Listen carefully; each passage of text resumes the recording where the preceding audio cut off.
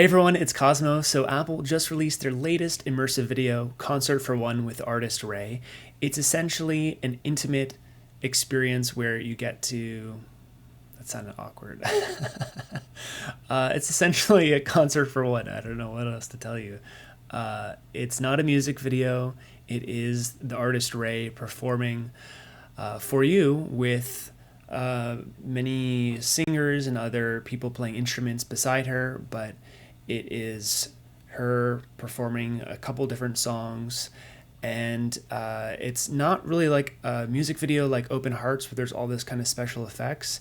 It is pretty plain and simple with the artist just simply performing, more similar to the Alicia Keys video. And overall I enjoyed it, but it definitely did not have the same entertaining, exciting, special effects jazziness of some of the other Apple immersive videos that I've seen. In particular, I was a bit bothered by the overuse of the close-up shots. That really brought me out of the experience. Apple Immersive Video at the moment, so far in what we've seen, really has two focal lengths, it appears.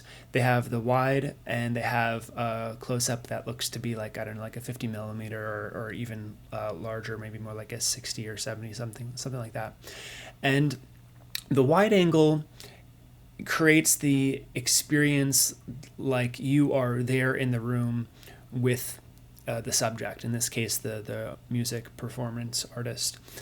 And the close-up, which I believe was introduced with the short film Submerge, that was the first time that I recall seeing that angle, it makes the human subjects appear about like twice as large as they really ought to feel, as if like you were there in real life. So, like someone's head maybe is like this big.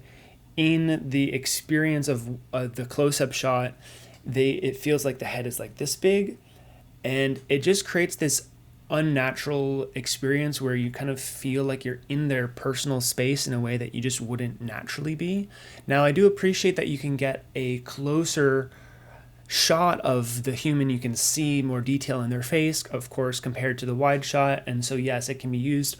It is used creatively for that purpose, but there's something about that angle where it just actually detracts from the immersiveness of the overall experience. So not a big fan of that.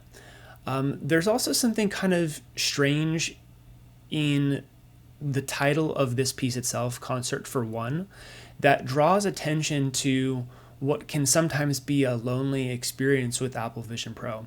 Now, certainly, I'm not going to claim that the Vision Pro is an entirely single-player experience. Of course, you can do spatial personas. I've made many videos about that, and I'm very excited about that.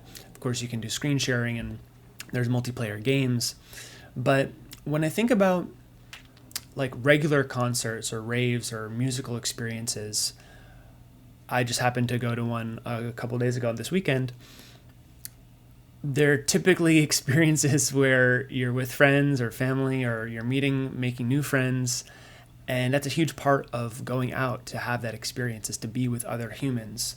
And so this title, Concert for One, really draws attention to the fact that you are literally just alone in there with the artist. In some ways, that's kind of cool. It's like, oh, this artist is performing for me. And perhaps if I was more familiar with RAYE, that would have been higher value. But for me, it wasn't like that interesting or important.